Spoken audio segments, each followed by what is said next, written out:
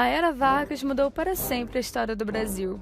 Foi nessa época que as mulheres conquistaram o direito ao voto e as leis trabalhistas foram criadas, por exemplo. Antes que eu dê muitos spoilers, vamos voltar lá para o início disso tudo, na República Oligárquica.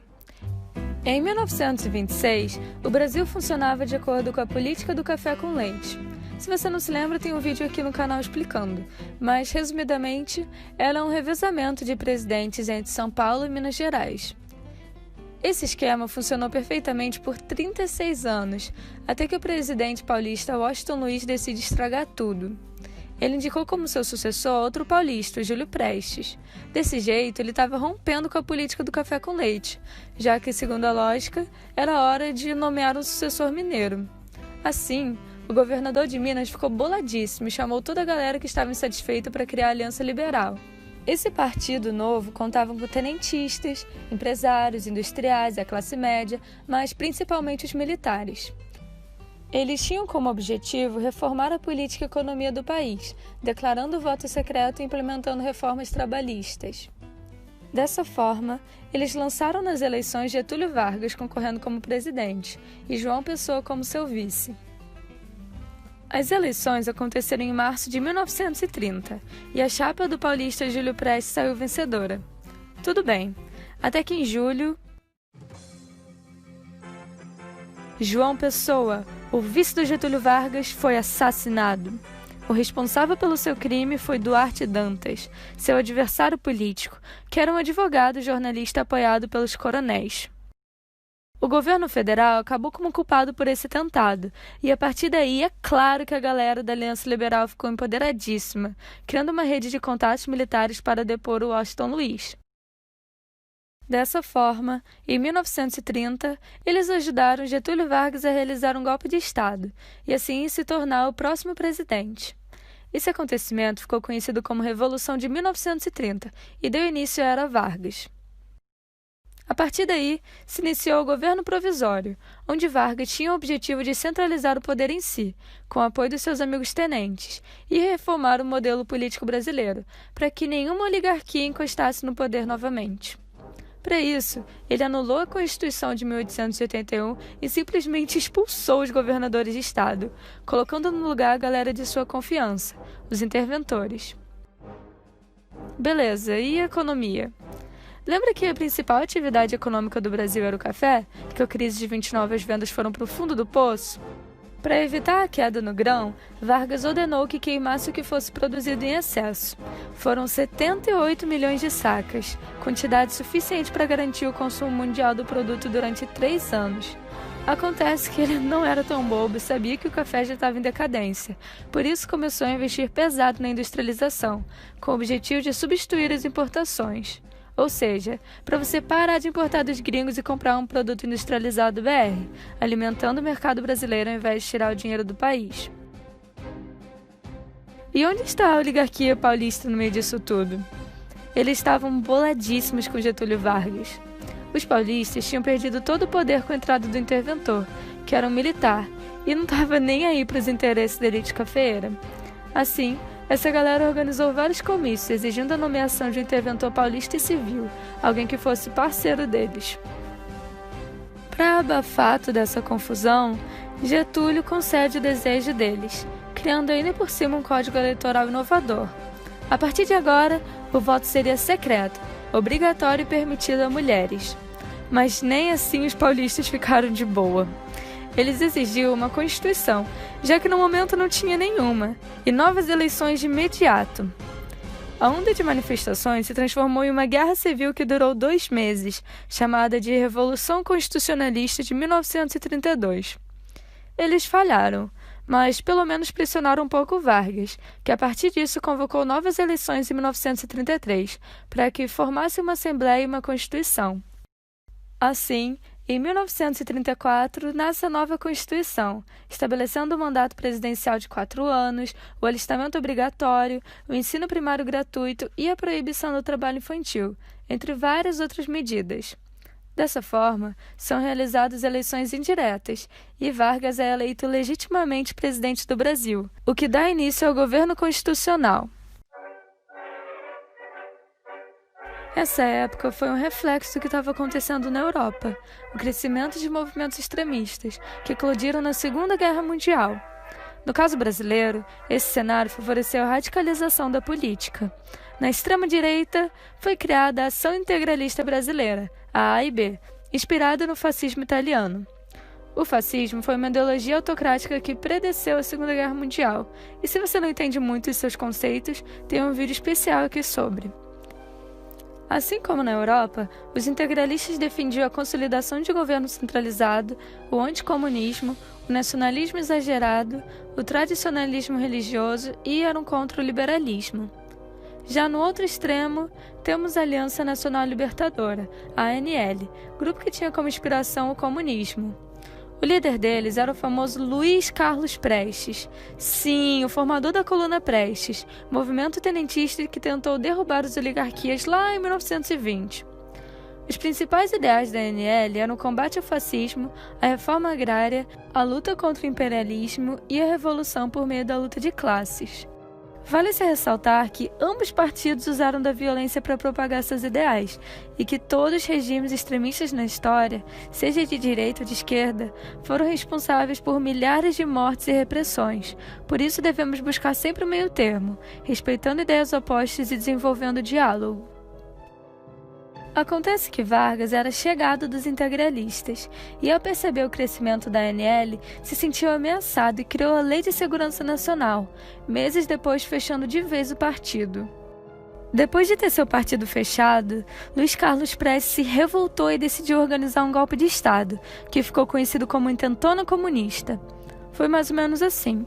Alguns comunistas brasileiros iniciaram revoltas dentro de instituições militares no Rio, Natal e Recife, mas pela falta de comunicação e interesse dos outros estados, eles fracassaram miseravelmente. Vargas conteve facilmente esse movimento, reprimiu muitos seus integrantes e ainda usou desse acontecimento para dar outro golpe de Estado. Peraí, como assim? Lembra que a nova Constituição dizia que Vargas teria um mandato de 4 anos, sem poder ser reeleito? Acontece que Getúlio não estava muito afim de deixar o poder, assim começando a planejar o golpe do Estado Novo. Mas você sabe como ele fez isso? Em 1937, já no último ano de seu mandato, ele transmitiu na rádio Hora do Brasil um anúncio que assustou o país inteiro. Foi descoberto um documento comunista com plano de assassinar e sequestrar autoridades políticas, gerando caos no Brasil. A União Soviética está por trás de tudo. A partir do medo que esse documento gerou na população, Getúlio declarou estado de guerra contra a ameaça vermelha. A partir disso, ele fechou o Congresso Nacional e passou a ter controle total sobre os poderes. Getúlio ainda fez uma nova Constituição, totalmente autoritária, que ficou conhecida como Constituição Polaca. Agora, olha só que safadeza. Na verdade, não existia nenhuma ameaça comunista. Isso foi tudo um plano da Ação Integralista Brasileira, a AIB, para que Getúlio pudesse dar o golpe e continuar mais 8 anos no poder. Esse documento falso ficou conhecido como Plano Cohen e foi a maior fake news que o Brasil já viveu. Assim, se inicia o Estado Novo, ou ditadura varguista, já que a nova Constituição era super centralizadora, dando a si mesmo muito poder para mandar na coisa toda. A partir do golpe, Getúlio acabou com as eleições e com os partidos políticos, nomeando de novo interventores para cada estado, só a galera da confiança dele, dessa forma diminuindo a autonomia federativa. Getúlio também concedeu vários direitos trabalhistas, um movimento conhecido como populismo, que aconteceu de forma parecida na Argentina de Juan Perón. Entre as medidas populistas estava a criação do salário mínimo, da carteira de trabalho e da justiça trabalhista. Com essa estratégia, ele evitava que o povo fizesse greves e se juntasse aos comunistas.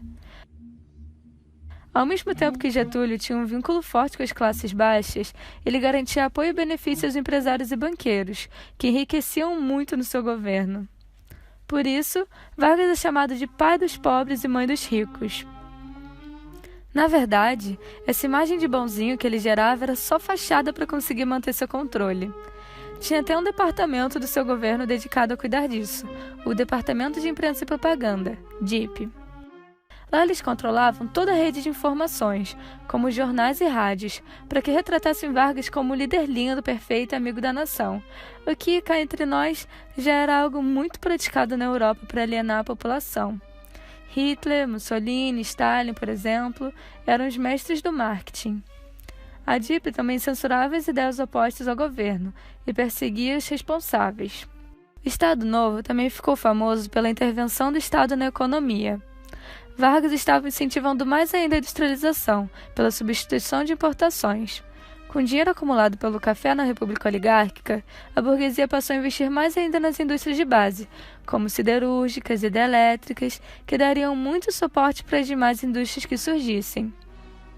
Era muito importante que o Brasil já tivesse seus próprios produtos industrializados, porque com a Segunda Guerra chegando, eles não teriam como importar dos gringos, já que as indústrias europeias estavam voltadas para a produção de armas e equipamentos. E esse não foi o único impacto que a Segunda Guerra teve no Brasil, não. Getúlio mantinha relações comerciais com a Alemanha nazista até o comecinho da guerra, quando teve que se posicionar e se declarou neutro, mesmo tendo aquela quedinha pelo fascismo. Em 1942, Vargas viu que estava dando ruim e rompeu as relações com os países do eixo, o que resultou em 6 navios brasileiros atacados pelos alemães. Os Estados Unidos nos ofereceu apoio financeiro e ajuda para reequipar as forças armadas, caso a gente fosse lutar na guerra ao lado dos aliados. Vale ressaltar que nós já éramos parceiros dos Estados Unidos, por causa da política da boa vizinhança com os países da América Latina, uma forma deles exercerem uma dominação política e econômica sobre nós. Eles faziam várias coisas legais para pagar de nosso amigo, como financiar o parque industrial e fazer filmes e personagens brasileiros valorizando o nosso país no exterior. Em troca, nós, BRs, fornecíamos nossa matéria-prima, principalmente a borracha, e garantíamos comprar os produtos americanos. Voltando à Segunda Guerra Mundial, o povo achava que o Brasil não tinha capacidade de ir à guerra, nem que a cobra fumasse, diziam eles. Esse acabou sendo o símbolo da Força Expedicionária Brasileira, que reunia 25 mil soldados de todas as partes do Brasil. Os pracinhas foram muito importantes para a vitória na Batalha de Monte Castelo, onde lutaram pela democracia na Itália, o que era meio contraditório, já que o nosso próprio país vivia uma ditadura. A partir dessa contradição, o Estado Novo foi muito pressionado a acabar. Em uma tentativa de juntar as pontas, Vargas retoma com a democracia por meio de uma emenda constitucional, que permitia a criação dos partidos políticos e as novas eleições em 1945. Mesmo com o anúncio de novas eleições, tinha um pessoal que ainda queria que Vargas continuasse presidente, porque tinham medo de perder seus direitos trabalhistas. Assim, criaram o movimento queremista, com o lema "Queremos Getúlio", mas não adiantou em nada. Em setembro de 1945, Getúlio Vargas foi deposto, o que ele acabou aceitando bem de boa. Assim, se finaliza o Estado Novo e se inicia o governo do general Eurico Gaspar Dutra. Dessa forma, Getúlio pretendeu conservar uma imagem política positiva, passando a ideia de que era a favor da democracia. Essa estratégia e o amplo apoio popular ainda renderam um segundo governo presidencial, dessa vez democrático, em 1951, no qual ele se suicidou. Eu espero que esse vídeo tenha te ajudado para sua prova de amanhã. Se você gostou, compartilhe com seus amigos no grupo da turma, deixe seu like e faça um comentário que eu fico muito feliz. Obrigada e até a próxima!